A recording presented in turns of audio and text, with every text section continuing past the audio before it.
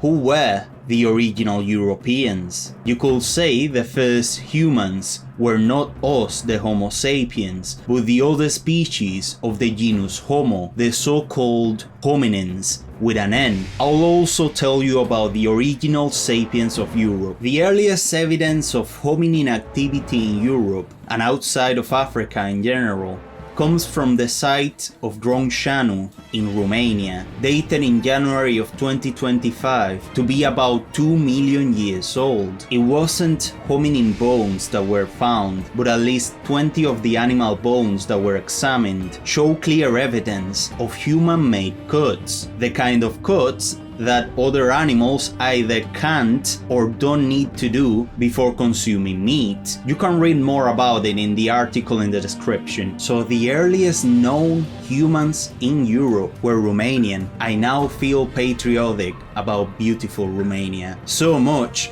that I will now expropriate the avatar of Pandro and even the avatar of Gabo, cause who doesn't love the Varangian Guard? Also, if you're wondering which species of hominins they were, just know that we have no idea. We later have the Homo Antecessor, which means pioneer man, from Atapuerca, Spain, which is 1.2 million years old. And what was found was an incomplete skull, which looks surprisingly flat, alike to modern humans, and different from that of archaic hominin species, since they didn't leave any descendants. The Homo Antecessors are considered as an evolutionary spin-off rather than a step in human evolution, despite the fact that they looked quite modern. They will be replaced by the Homo heidelbergensis in Atapuerca, being descendants from the Homo erectus from 600,000 years ago, and it was from them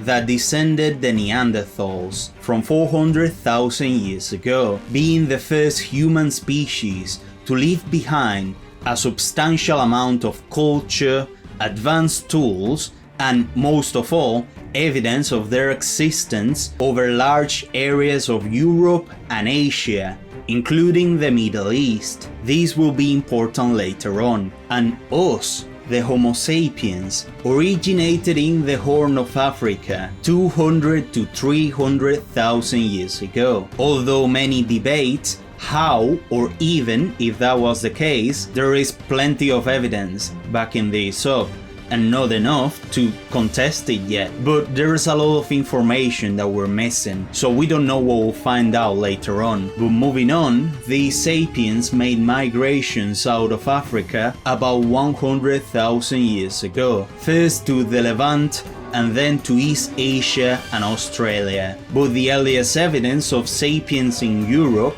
dates to 56,800 years ago in Grotte Mandrin, France. The earliest sapiens in Europe were French. That's it guys, uninstall Europe. The evidence were a few stone tools and a single tooth. Yes, one tooth. For real. And there is also evidence in Germany, in the cave of Ilsenhülle, I probably pronounced that wrong, which is right under the Ranis Castle. I probably pronounced that wrong too. 45,000 years ago, with bone fragments that have been confirmed to belong to the Homo sapiens. The early Homo sapiens used to be known as Cro-Magnon, but they are professionally called European Early Modern Humans, or EMH, which is fair because Cro-Magnon makes you think of a different species of Homo when they were just early Homo sapiens. Thing is that about 42,000 years ago, the Earth suffered something like the end of the world, called the Adams Event, which temporarily reversed the magnetic field of the planet, increasing solar radiation and causing mass extinctions, and is believed to be one of the main causes of the decline of the Neanderthal populations, allowing the sapiens to migrate into previously Neanderthal-dominated lands. humans. 2,000 years later, the overwhelming majority of Neanderthals faded from archaeological records, being replaced by the Sapiens. The way they went extinct is debated, but their existence is not completely gone. These first migrations of EMH interbred with European Neanderthals, but they didn't leave any genetic legacy onto present-day Europeans. But the ones that came after 37,000 years ago did contribute a little bit of ancestry to modern-day Europeans, although these ones had interbred with the Neanderthals in the Middle East. Contrary to the idea that we used to have that only Europeans had Neanderthal DNA, turns out that nearly all populations of the Earth have some degree of their DNA, with the highest concentration being Eastern and Northeastern Asian with 2%, and the lowest being Sub-Saharan African with 0.5%. Some people might have up to 4% Neanderthal DNA, which is wild, with the fact that such DNA has made it all the way to 2025 suggests that the populations of the time will have had a higher concentration of it. The signs of this are evident in the first Cro-Magnons, who didn't leave any genetic legacy to modern Europeans with a protruding occipital bone. But the EMH that Europeans do descend from, if they had any Neanderthal features, they were probably not selected sexually. And now we are the last surviving species of the genus Homo. We're alone in this world. That is so sad. Guys, leave the chat, I want to be alone. The EMH or Cro-Magnons had thicker bones than us.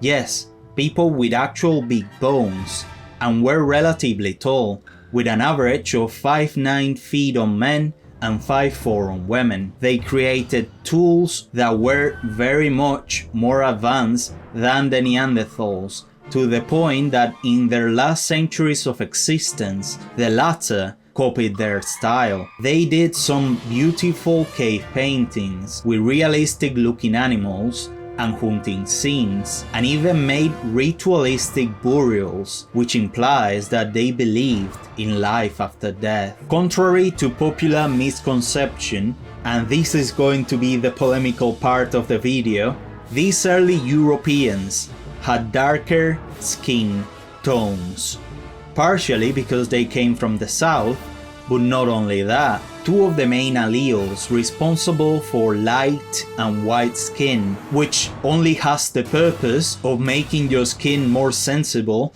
to sunlight, to make vitamin D. SLC24A5 and SLC45A2 did not exist until 28 to 22,000 years ago, didn't experience positive natural selection until 19 to 11,000 years ago, and didn't become the majority in Europe until 5,000 years ago, during the early Bronze Age. In comparison, at this time, Sumer had already been a civilization for 500 years with a writing system and a monumental architecture as the White Temple.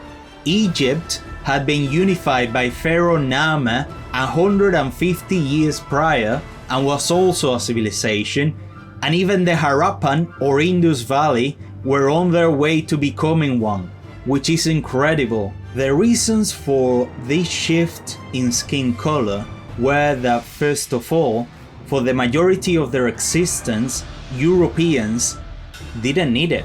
Why would you need vitamin D from the sun when you're a hunter-gatherer that gets a big source of vitamin D from your nutrition?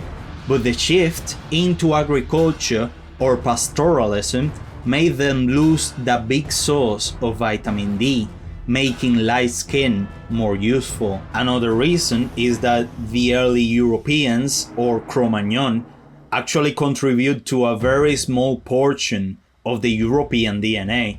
From the three main composers of modern European DNA, the third one were the Western hunter-gatherers, who actually arrived in Europe about 20,000 years ago, replacing most of the EMH, and had darker skin tones due to depending on hunting big game animals that had a big source of vitamin D. They also had the genes for blue eyes. Yes, the first people with blue eyes had dark skin. And the actual main composer of modern genetic DNA were the early European farmers, or early Neolithic farmers, who arrived in Europe about 8,000 years ago from Anatolia. Yeah, the same guys who probably built Göbekli Tepe went all the way to build Stonehenge in England for some reason, and last but not least, taught the Europeans how to farm. They were mostly of light brown skin, but carried the alleles for light skin, which would proliferate after they inhabited zones that had a lot less sunlight. Like I said, they compose most of the genetic pool of modern Europeans, with the highest concentration in Sardinians, Spanish, and Etruscans. I mean Tuscans, well, same thing. If you look at a handsome Sardinian man, like the YouTuber Metatron, you can have an idea of what they used to look like, and you can tell the genetic difference between him and the Northern Europeans when he stands right next to his girlfriend, who looks like she was teleported from Hyperborea. If you know what Hyperborea is, you're a man of culture. And I'm missing the second most important genetic group, which is the one attributed to the Yamnaya, colloquially known as Indo-Europeans, or even as Aryans. But they were not a race, by the way. They were a mix of races who spoke a hypothetical language called Indo-European. But anyway, the highest concentration of their DNA today is found in Norwegians, Lithuanians, and Estonians. The Yamnaya descended from the ancient North Eurasians, from the north of Russia, who were the first sapiens to have blonde hair, but Yamnaya itself is the name given to a tribe from the Pontic-Caspian steppe, who were already a mix of genes, like I said, from Caucasus, Anatolia, Eastern hunter-gatherer, and some other parts of West Asia. Most of their members had light brown to brown skin, and only a few of them were blonde. Around 3000 BC, they were responsible for starting the spread of all of these genes, plus blonde hair and the Indo-European languages across a very large area of Eurasia. They also acquired the genes for blue eyes from the Western hunter-gatherers and brought them, together with light skin, to most of Europe. And most important of all, lactose tolerance. They brought it to Europe, because life is a lot better when you can have ice cream. And all of these were the original Europeans. In today's day and age, the fact of ancient Europeans not being white is utilized in an either ignorant or manipulative way by some people trying to prove that the modern Europeans are not the original inhabitants of Europe. There is the famous Cheddar Man from over 10,000 years ago, which is the oldest nearly complete skeleton of northwest Europe. From Cheddar, England, the skeleton was in the past reconstructed into a typical North European man, but after we found out that the skin color of the original Europeans was different, and considering he was a Western hunter-gatherer, a new reconstruction was made in 2019.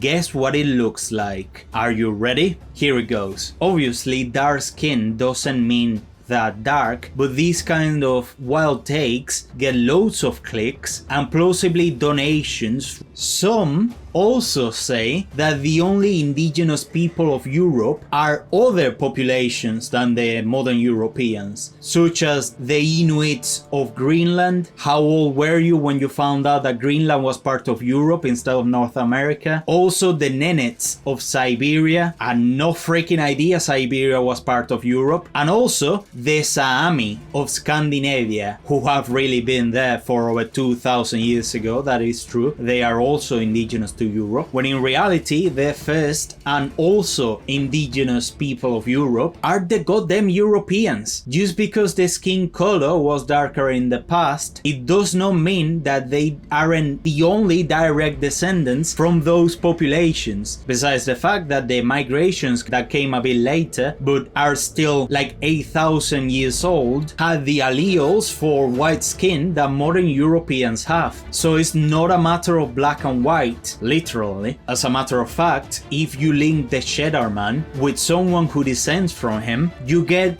this white as a marshmallow guy. So yeah, they are the same people in a different environment. And that's everything. Remember to subscribe if you like the content, and also to comment arguing with the others in the comment section about the video topic.